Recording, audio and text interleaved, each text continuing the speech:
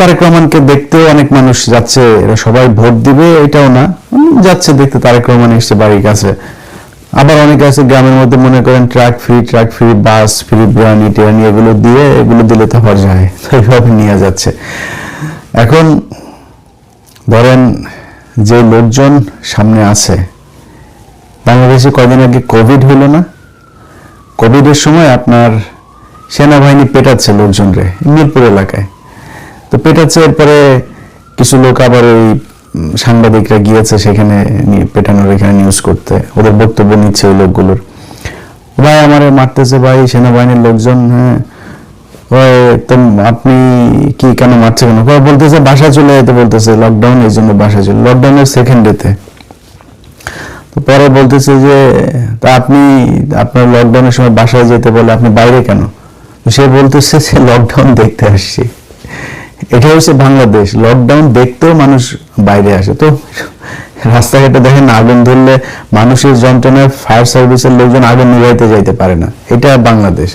তো এখানে মানুষের পায়ের সাথে পা লাগে মানুষ পড়ে যায়, 2-4 হাজার 10 হাজার 1 লাখ মানুষ, এটা বিশাল আকারের কোনো কিছু না, এটা দিয়া জাজ করার কিছু না, এটা দুই পার্টির লোকজনের জনসভাতেই হচ্ছে। মিডিয়াতে বিভিন্ন যারা ইউটিউবিং করে তাদের এখানে যেসব মানুষজনের বক্তব্য নেয় না, এই যে সাংবাদিকরা তো আর এটা জিজ্ঞেস করতে পারে না যে আপনি কাকে ভোট দিবেন, তো সাংবাদিকরা জিজ্ঞেস করে কেমন প্রার্থী চান।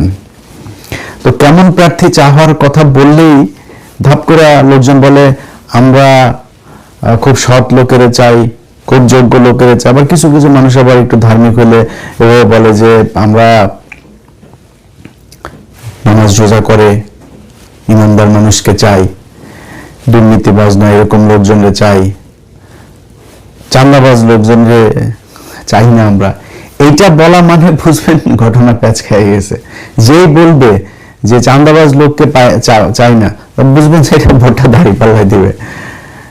এখন একটা এমপি সাহেব ধরেন ক্যান্ডিডেট নিজে গিয়েছে আপনার কাছে ভোট চাইতে, আপনি যদি ওই লোকের বলেন যে বাবা ভোটটা কিন্তু আপনারই দিব, ধানের শীষেই দিব, বা ভোটটা আপনারই দিব, কোনো চাঁদাবাজরা আমরা ভোট দিব না, এই কথা বলার সাথে সাথে এমপির লোকজন আপনার মার শুরু করবে। কেন বুঝবে যে বেটা তুই ধানের শীষে ভোট দিবি বলতেছিস, আবার বলতেছিস যে চাঁদাবাজরা ভোট দিবি না, ওটা আমি তো চাঁদাবাজ, তুই আমাকে ভোট দিবি, আবার বলতেছিস চাঁদাবাজ দিবি না, আমার চাঁদাবাজ না হলে তুই ধানের শীষে কেমনে ভোট দিবি। কয়েক বছর আগে এক হুজুরের এক ওয়াজে শুনছিলাম, সেই ওয়াজের ভেতরে এক হুজুর মসজিদের ইমাম সাহেব সে জুমার খুতবা দিচ্ছেন।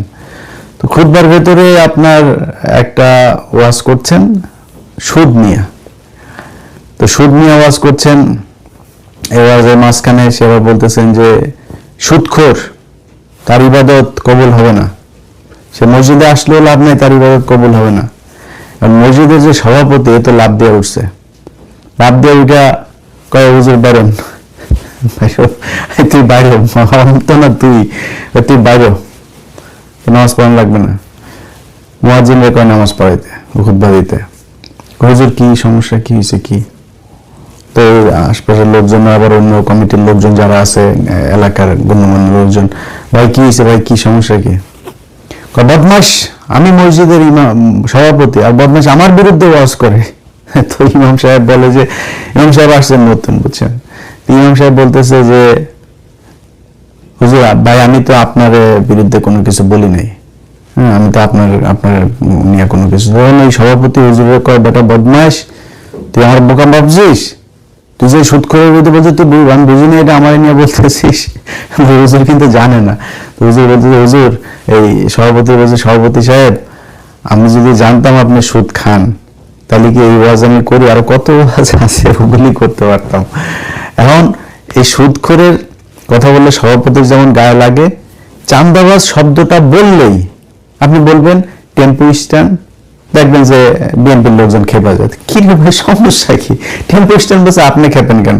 চাঁদাবাজ খেপে যায়, আপনি খেপেন কেন ভাই? আপনি চাঁদাবাজ, আপনি চাঁদা না করে থাকলে আপনি খেপেন কেন? ওরা মনে করে চাঁদাবাজ বলে। মনে করেন যে কেমিস্ট্রিতে আপনি 1 অণু হাইড্রোজেনের সাথে আপনি 2 অণু অক্সিজেন মিলাইলেন, এটা অটোমেটিক পানি হয়ে যাবে, এটাতে তো আর করার কিছু নাই, এটাই। এখন এদেরকে চাঁদাবাজ বলার সাথে সাথে ওরা বুঝে যে ওরা চাঁদাবাজ। এই যে বুঝার যে খ্যানটা বিএনপি রয়েছে, এটাও কিন্তু অনেক বড় একটা বিষয়। তারা বুঝছে যে তারাই চাঁদাবাজ। আপনারা যেমন বুঝছেন, সাধারণ মানুষ, এই দেশের জনগণ, তারাও বুঝছে যে আপনারা যে চাঁদাবাজ। খালি একটা না, বিএনপি আমাদেরকে ধাক্কাইতেছে, মানে আমি আমারটা বলি, আমাদের ধাক্কাইতেছে, প্লিজ ভাই আমাদের বিরুদ্ধে যান, আমাদের বিরুদ্ধে বলেন। এত ক্ষতি করিনি তো গত 6 বছরে, আপনাদের এত ধাক্কান কেন? তারেক রহমানের খুব ঘনিষ্ঠজন হিসেবে পরিচয় দেওয়া একজন ওয়াহিদুজ্জামান নামে, AKM ওয়াহিদুজ্জামান, সার্চ দিন ফেসবুক গুগলে পাবেন, AKM ওয়াহিদুজ্জামান। এই ব্যক্তি নিজের পরিচয়, তিনি প্রফেসর, অধ্যাপক, এবং ভুয়া অধ্যাপক। এই কারণে লেখে না, খুব টেকনিক্যালি সে আবার শুধু নামটা লেখে, প্রফেসরটা আবার লেখে না, কিন্তু মানুষ আবার পরিচয় দেয় সে অধ্যাপক ওয়াহিদুজ্জামান বলছি, আবার AKM লাগাই নিছে, আবার একটু বেশি ভালো, আবার নামের শেষে আবার সে আবার অ্যাপোলো লাগাইছে, অনেকের কাছে আবার অ্যাপোলো হিসেবে বলে।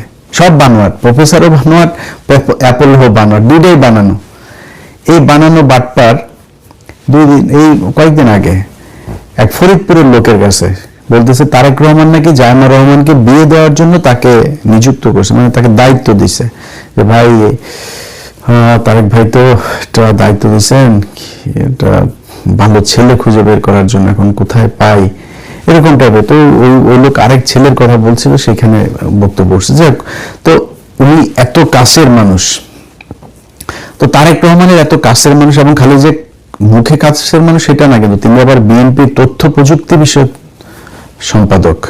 আবার উনি বিভিন্ন মানুষের কাছে বলেন যে উনি সামনে নাকি তথ্যমন্ত্রী হয়ে গেছেন, তথ্যমন্ত্রী উনি মোটামুটি হয়ে গেছেন, এরকম একটা ভাবসাব নিয়ে আছে।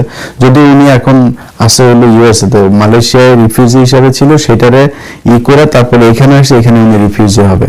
তো ট্রাম্প থাকা পর্যন্ত হচ্ছে না, এটা মোটামুটি আপনি করে রাখেন।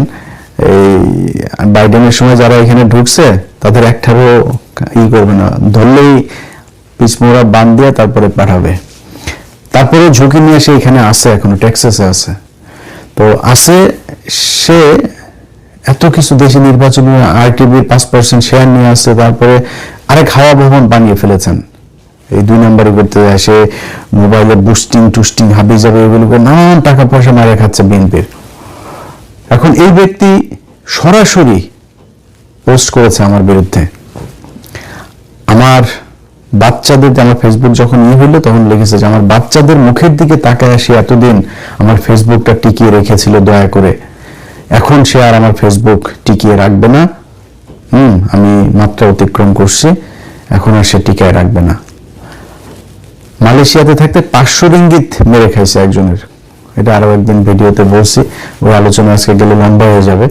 তো এই ব্যক্তি আমারে সরাসরি করে, তারেক রহমানের এত ঘনিষ্ঠজন, তথ্য প্রযুক্তি বিষয়ক সম্পাদক বিএনপির, আপনি সরাসরি বলবেন আপনি আমার ফেসবুক খেয়ে দিছেন, আর আমি সেই দলের হয়ে কাজ করবো, সেই দলের পক্ষে কথা বলবো, সেই দলের, মানে আমরা কি করতে পারতাম? ধরেন বাংলাদেশে বিএনপি যাহা, আওয়ামী লীগ তাহাই দুর্নীতির ক্ষেত্রে, ভারতের বিষয়টা তো আলাদা, কিন্তু দুর্নীতির ক্ষেত্রে বিএনপি আওয়ামী লীগ সেম জিনিস।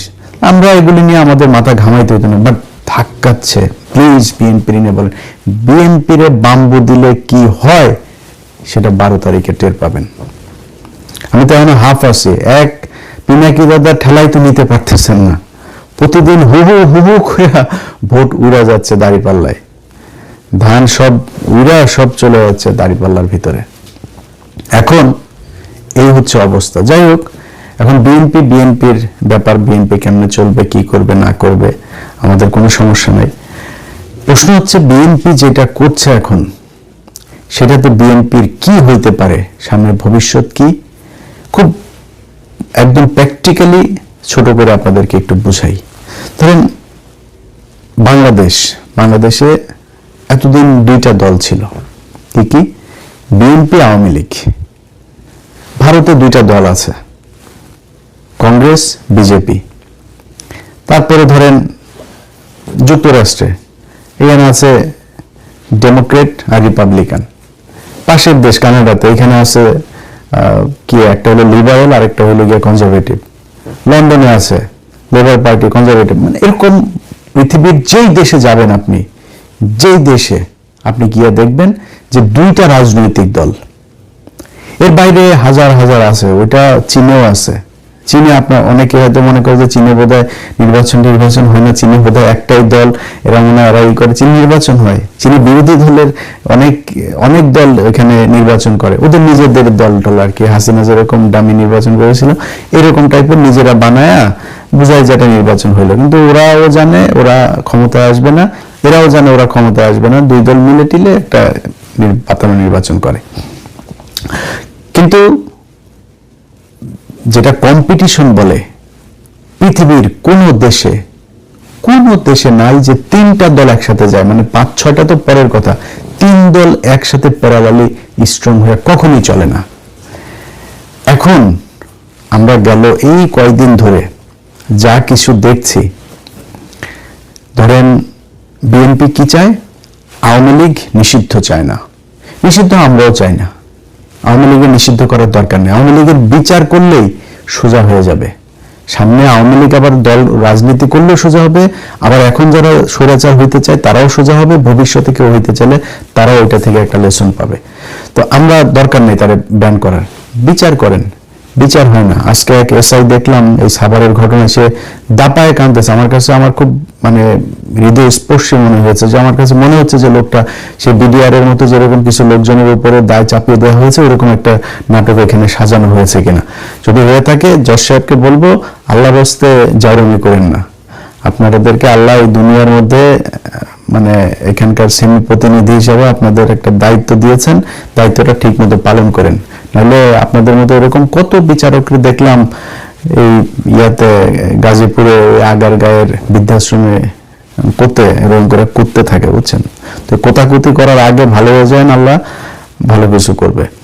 যাই হোক, এখন এই বিএনপির যে ইয়েগুলো আপনার মানে বর্তমান যে পরিস্থিতিটা, এই পরিস্থিতিতে তারা আওয়ামী লীগকে নিয়ে আসছে যে আমরা তাদেরকে চাই, সরাসরি ভোট চাচ্ছে, ক্ষমতায় গেলে তারা তাদের সব মামলা তুলে নিবে। মহাসচিব বলছেন এটা, সব মামলা তারা ক্ষমতায় গেলে তুলে নিবে। জুলাইতে আপনি তো আন্দোলন করেন নাই, আপনারা আন্দোলন করেন নাই, বিএনপির অনেক মানুষ আন্দোলন করেছে, কিন্তু আপনি মহাসচিব আন্দোলন করেন নাই, আপনার দল আন্দোলন করে নাই, আপনার দল সরাসরি বলেছে আমরা এই আন্দোলনের সাথে নাই। আপনি নিজে একদম সরাসরি এই মির্জা ফখরুল ইসলাম আলমগীর বলেছে, তারেক রহমান হয়তো ছিল, বিএনপির মানুষ হয়তো ছিল, কিন্তু ফখরুল ছিল না। তো তারা আজকে সরাসরি ন্যায়ের পক্ষে অবস্থান নিয়েছে। হাদিরে নিয়ে কথা বললে তাদের গায়ে জ্বলে, তারেক রহমান নিজে বলেছে হায়ের পক্ষে তারা, তারপরেও এখনো প্রতিদিন ওপেনে বিএনপির লোকজন ন্যায়ের পক্ষে ভোট চাচ্ছে। কেন চাচ্ছে? কারণ তারা চায় তারা আবার হাসিনার মতো 15 বছর থাকবে। আরে বেটা, এখানে জুলাই সনদটা যদি পাশ হয়, একজন মানুষ 10 বছর প্রধানমন্ত্রী থাকতে পারবে না। আপনার কি মনে হয় তারেক রহমান এখন থেকে টানা, এবার যদি মনে করেন ক্ষমতায় আসো, আল্লাহ যদি মানে হাতে ধরে যদি দেয় আসো, তারপরে পরপর 2 বার থাকবে, আরো পরের বারও আসবে, সময় দেন। এবার যদি মনে করেন আসলো, মাঝখানে আরেকটা দল আসবে, পরের জামাতে আসলে তারপরে আবার আপনারা আসেন। তো 15 বছর, তারেক রহমানের এখন বয়স কত হিসাব করছেন? তারেক রহমান তো এমনিতেই 10 বছরের বেশি পাবে না, যদি 2-3টা নির্বাচন হয় 15 বছর যাবে।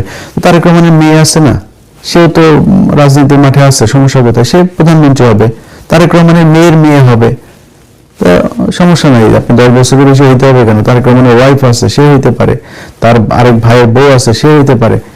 ওনাদের 10 বছর এটা হবে না, আনলিমিটেড সময়। হাসিনার মতো এরকম একটা কিছু করে আবার দীর্ঘদিন ক্ষমতায় থাকতে চায়, এরকম একটা পরিস্থিতি ই করবে না।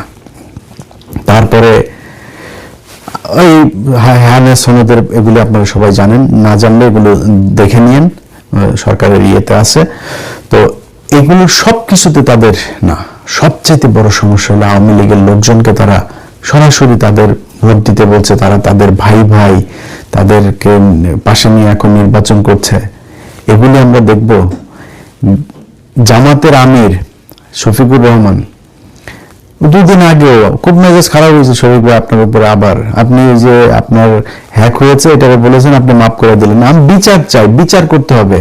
এই হ্যাক এই ওয়াহিদুজ্জামান এটার পিছনে ছিল, এই ওয়াহিদুজ্জামান এটারে নিয়ে ইন্ডিয়ার এক গ্রুপের সাথে মিলে তারপরে এটা